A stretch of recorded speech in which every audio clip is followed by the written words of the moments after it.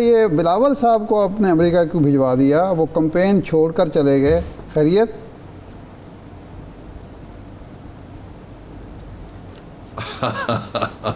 دو باتیں ہیں جو شہر اقتدار میں گردش کر رہی ہیں، مجھے ذاتی طور پہ تو نہیں پتا وہ کیا ہیں؟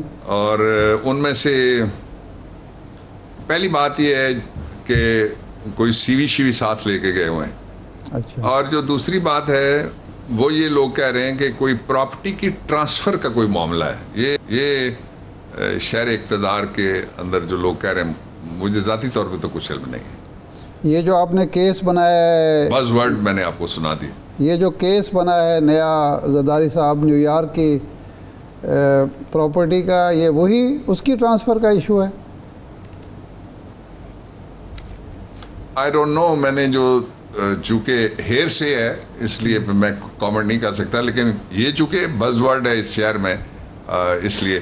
لیکن دیکھیں نا کتنے اچھے لگ رہے ہیں وہ سڑک پہ بیٹھے ہوئے، جو ہمارے لیڈر ہیں دوڑ کے، جس طرح شہباز شریف لندن کی سڑکوں میں اکیلے پیچھے سے ہارن بجتا ہے اور تیز رفتاری سے وہ بھاگ جاتے ہیں۔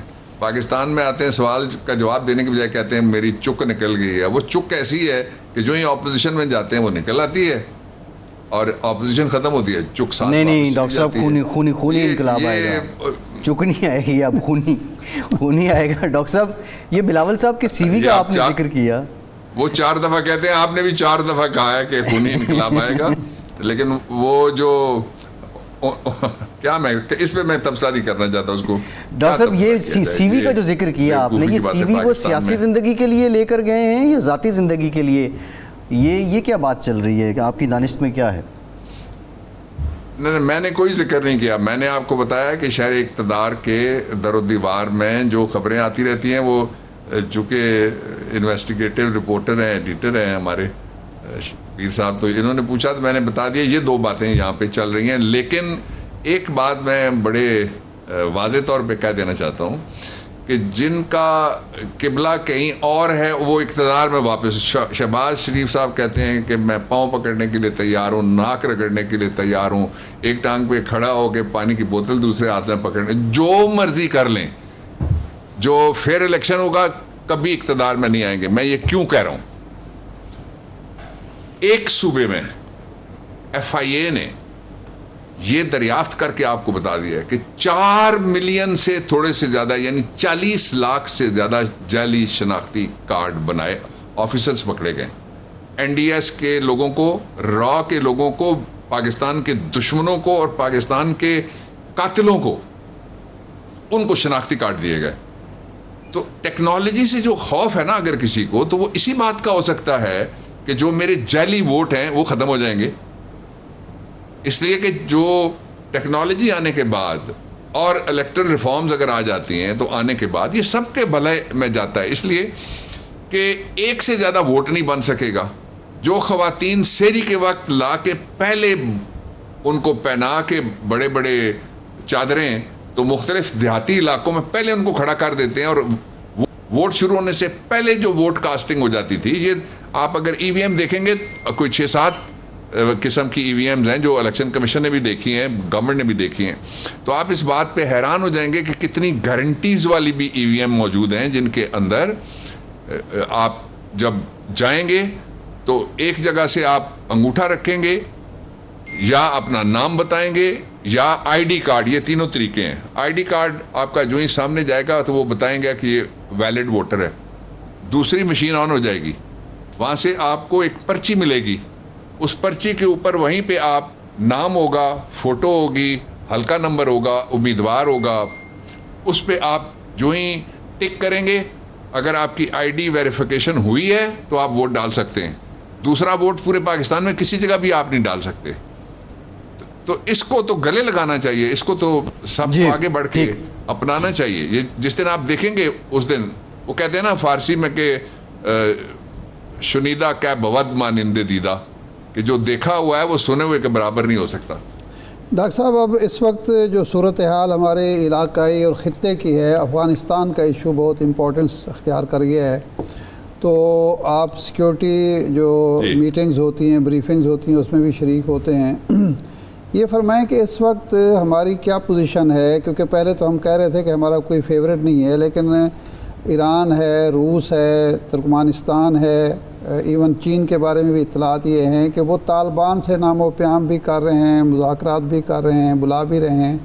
تو ہم ابھی بھی اسی پالیسی پر قائم ہیں کہ جی طالبان اور اشرف غنی برابر ہیں ہمارے لیے، یا ہم سوچ رہے ہیں کہ مستقبل کے جو تقاضے ہیں ان کے مطابق ہم کچھ سوچ بچار کریں؟ ہمارا پلان کیا ہے خانہ جنگی سے بچنے کے لیے؟ اور دیکھیے چار اس کی کنٹورنگ میں بتا دیتا ہوں آپ کو. پہلا کنٹور یہ ہے کہ ہم نے ایک اسٹریٹجک شفٹ لیا ہے. شفٹ یہ ہے کہ ہم اس کو اپنے گھر کا پچھواڑا کسی دوسرے ملک کو نہیں سمجھیں گے. اس لیے ہمارا نہ کوئی فیورٹ ہے اور نہ ہی ہمارا کوئی دشمن ہے. پاکستان امن میں تو اور امن کے پروسیس میں تو امریکہ سمیت ساری دنیا اور افغانستان سمیت ساری دنیا کے ساتھ بیٹھے گا، لیکن کسی کانفلکٹ کا حصہ نہیں بنے گا. یہ پہلی بات.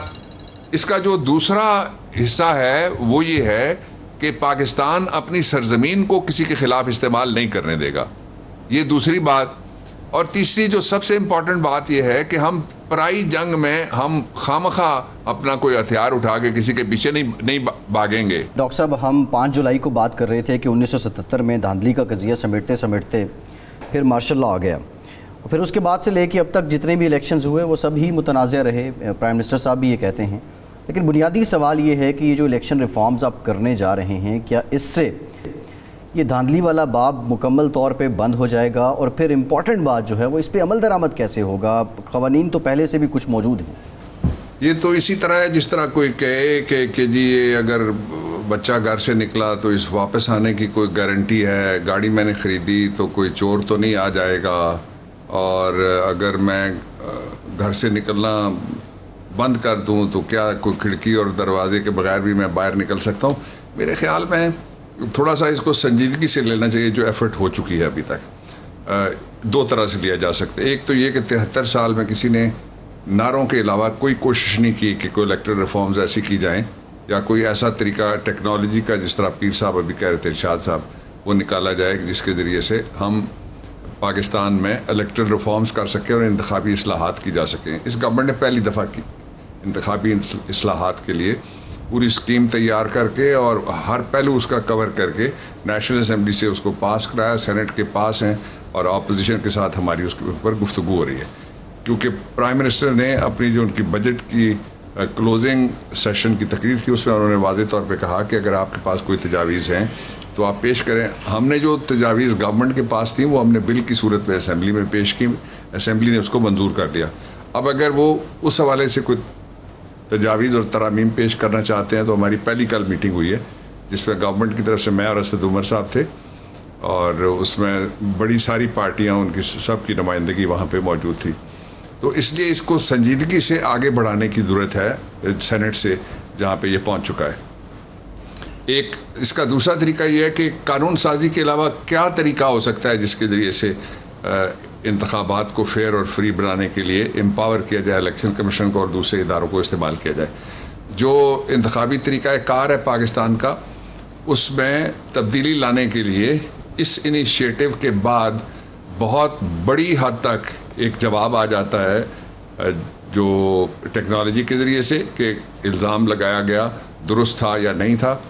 ایک دوسرا جو پری پول ریگنگ ہے وہ، اور آن دی پولنگ اینڈ پوسٹ پول، یعنی تینوں، الیکشن سے پہلے، الیکشن والے دن اور الیکشن کے بعد بھی، اس کا بھی علاج اس میں بتایا گیا ہے. جو 49 ہم نے نئے اس میں شروع کیے ہیں، سیکشن شامل کیے ہیں، اور کچھ سیکشنز کو ہم نے امینڈ بھی کیا، کچھ ہم نے ڈیلیٹ بھی کیا اس میں سے.